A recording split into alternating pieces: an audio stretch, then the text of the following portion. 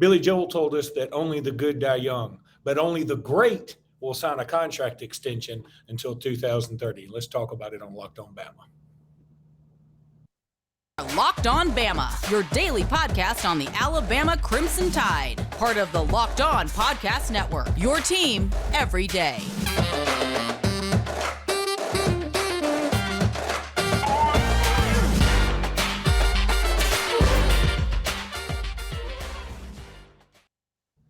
Hey, everybody, and welcome back into Locked On Bama. Luke Robinson, that's me. Jimmy Stein, that's him. Jimmy, how are you today? Yeah, I'm all right. Yourself? I'm doing good. I'm glad we can enjoy you both visually and audioly today. Yeah, you want? Jimmy, our main man, the GOAT, the GOAT that other GOATs consider the GOAT. The guy who could actually live on Goat Island in beautiful Lake Martin has signed a contract extension to 2030. He will be, by my calculation, 79 years old in 2030. And I assume he might even sign another contract extension after that. I think the only question now is not will he make it to 2030? Will he coach after 2030? I don't know the answer to that. None of us do. I think anyone that says he will is not being realistic about what it's like to. I mean, you can't. None of us know what the future holds in terms of his health, in terms of how he wants to go out. I think what this contract says is Nick Saban will go out on his own terms, whatever that is and whenever that is. It could be at the end of this season.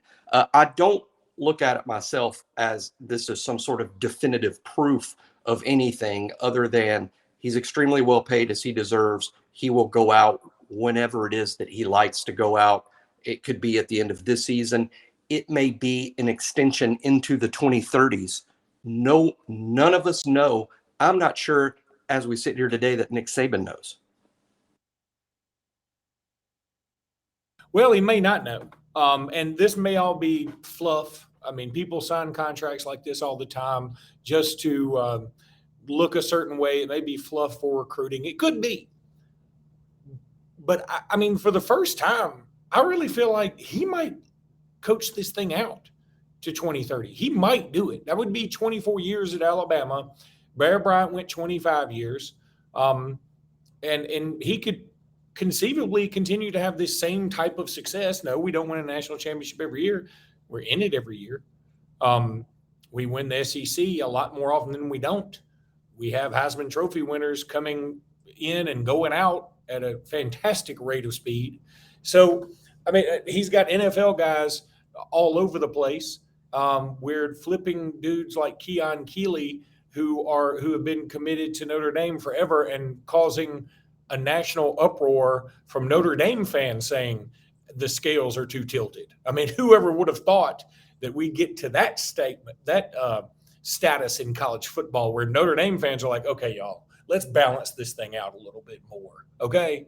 I mean, that's so silly, but he's the best. And I don't know if, I don't know if he'll make it 2030, but I kind of feel like he will. I mean, I feel like he's just got that fire in the belly. And here's the thing. It's not like, I don't think Nick Saban's dream has ever been, let me just take my kids to Disney World and let me just go to Epcot and get a beer from the German pub there or whatever. No, he didn't want to. Let's coach. I was put on this earth to coach football. So let me coach football. Oh, I agree. I mean, that's true. I'm just saying that none of us know what's going to, Nick, and here's another thing. Very few coaches, it's happened, but very few coaches have coached into that age. I think it would be, I think bettors would take those odds. Bettors Las Vegas that look at the odds, that look at the numbers, they would say, they would gladly take the bet that Nick Saban will be coaching at Alabama in 2029 or 2030. I think professional gamblers would take that bet.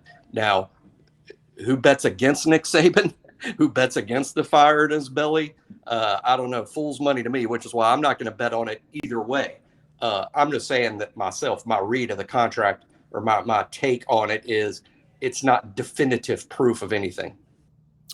I want to throw this in there because I should have said at the beginning of the show, guys, we're creeping up on 2,000 subscribers. Oh my God, that's so awesome. I mean, this thing has really exploded. We appreciate you guys a ton for listening and watching. Thank you so much. It really motivates us to keep wanting to do it.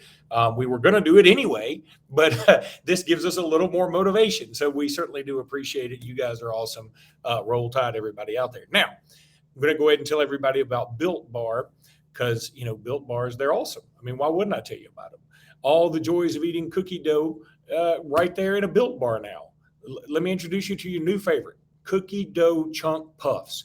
They have a light and chewy texture, real cookie dough chunks, and of course, they're covered in 100% real chocolate.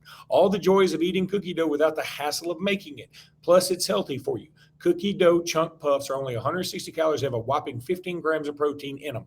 Run to Built.com and snag a box for you and the family today. It'll be the perfect treat, or you can find a really good hiding place and just hoard them for yourself, whatever you want to do. Go to Built.com, use promo code LOCKEDON15. That's Locked On 15 is that promo code for 15% off your order. Locked On 15 for 15% off that order at Built.com. One of our listeners chimed in and said, "Hey, I bought some Built Bars. You didn't tell me thank you." And unfortunately, I've forgotten where he said that. He was in a podcast a couple of days ago, and I can't look it up right now. So whoever bought Built Bars recently, thank you kindly. We appreciate you so very much. Jimmy, I wanted to talk, this is something we like to do during the year. And I look at it a lot more than something just as filler. I think this is cool, especially with Alabama having so many people in the NFL now. We always like to go over how Bama alums do in the National Football League. And Bama Online came out with, stats from this past weekend of all the various Bama alums and what they did. First of all, I guess it just hadn't dawned on me that New England has become Alabama light, or maybe Alabama is New England light, however you want to look at it. But they have 6 players from Alabama on that squad now, and I don't see why all of them won't be in the rotation, not just on the roster. I'm talking about in the rotation. Christian Barmore, Damian Harris, Anthony Jennings, Mac Jones, LeBron Ray, and Mac Wilson. And LeBron Ray has been sort of the talk of camp with them. Again, their stats, okay. Anthony Jennings actually had 3 tackles and a sack. I'm always pulling for him, big Dateville guy. The Saints only have 1, though. The Green Bay Packers only have 1. It seems like the same teams always only have like 1 or 2 Alabama guys. But how about this now? The Broncos actually have 4 guys, even though Christopher Allen won't be playing. He's on IR, but they got Kareem Jackson back, Jerry Jeudy, Pat Surtain. And then the Detroit Lions have 4 guys, even though Jamison Williams is out, with Isaiah Buggs. I forgot he signed with them. Sean Deion Hamilton and Savion Smith. Wow, that's a lot. Savion Smith? Can you believe it? I'm not picking. I know. I'm stunned. I'll just say this: when he was at Alabama, we didn't have an NFL player, and I'm not saying he's going to make that team and that he's an NFL star, but the fact that he's still making it into camps and still making it through cuts, I'm pretty shocked based on what we saw at Alabama. I guess that's what I'm saying. No, I am too. It's almost like when you hear that one of your high school buddies that you lost contact with, they're like, "Yeah, he started Facebook." You're like, "You mean old Zucky? Little Zucky started Facebook and he's made all that money? I can't believe it." The Facebook. He started the Facebook. Let's see. How about this one? Indianapolis Colts. Of course, we all know Ryan Kelly, who's awesome. I mean, he's fantastic. How about number 38 in your program, number 1 in your heart for the Indy Colts? Tony Brown started at cornerback for the Colts this past weekend. 6 tackles, a tackle for loss, an interception, and 2 breakups. Started. And I think the breakups were actually he broke up two relationships. I know when I've gone through the rosters recently, one thing that stood out to me was Shyheim Carter in Tennessee with the Titans, because literally he was out of the NFL, came to Alabama and was coaching. He was on the staff in a support staff role, then pulled out of the support staff back to the NFL, where he's still trying to make the Titans. That blows me away. I think he was with the Texans when he left Alabama's staff and is now with the Titans. But that blows me away how you're like, I guess I'm just going to go start coaching. And then he's there for like a month and the NFL calls. He's like, oh, well, I guess the NFL dream isn't quite over yet. And my sort of adopted team is the Philadelphia Eagles. I guess I'm kind of a Dolphins guy again.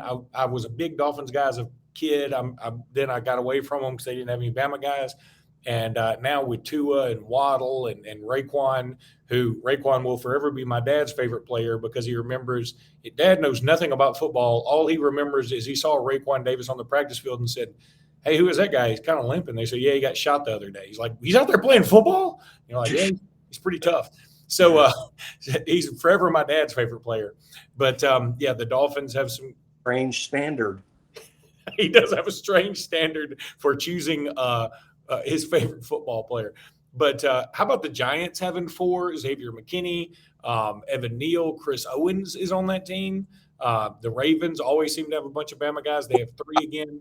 I'm not picking on Chris for what he did last year. I'm not picking on. He's already been cut by the Steelers. Now he's in the Giants camp. I'm just saying I wouldn't invest in him making the Giants team. But what I hope for his sake is he makes the practice squad. I hope for him. He's a great kid. And am I the only one? I mean, how did I miss this? Did everybody else know Rashaan Evans is with the Atlanta Falcons and I didn't? I did know that, although if you'd have asked me like quick, where's Rashaan Evans? I might have still said Titans. But now that you say that, I did. And I think he might be about our only Falcon, right? He is. He's the only Falcon left, which is Calvin Ridley, but he's suspended for a year very stupidly. I think Ingram is our only New Orleans Saint. That is true. Our only Arizona Cardinal is Deontay Thompson. The only Bengal is Jonah Williams. Just going quickly through. The only Charger is J.K. Scott. Yeah, that's amazing. How about that? Is it Kenyon Drake released today? I don't think it's been made official yet, but he basically said goodbye, Raider Nation. Now, I think Kenyon Drake still got some tread on the tires. He actually said, I have tread left on the tires. I think he can still play, and I hope he does. Man, I'll tell you, this is why I don't like the Dolphins, though. They had Kenyon Drake and Minkah Fitzpatrick and basically gave them both away. Gave them away. I still to this day. I know Minkah was disgruntled and apparently wanted to leave, but that doesn't mean you get to leave. But I'm not a fan of the current makeup of how the Dolphins make decisions, and I guess it starts with the owner who's been in NFL trouble, and the GM. And I don't like how they've treated Tua. I don't like how the Minkah and Kenyon Drake things happen. The team's been losing for a while. I do like the offseason additions that I think are going to help Tua's job, make it a little bit easier. But I can't be a fan of how the Dolphins have been doing things lately. All right, Jimmy, let's go ahead and take a break. When we come back, we'll talk a little recruiting. All right, your main man and my main man, Andrew Bone, who has joined you and your cohorts over at On 3. He came out with this incredibly extensive recruiting report about what is Alabama's priority position, who are they still after, et cetera. I mean, it is several pages worth of information. I don't know how he typed all this.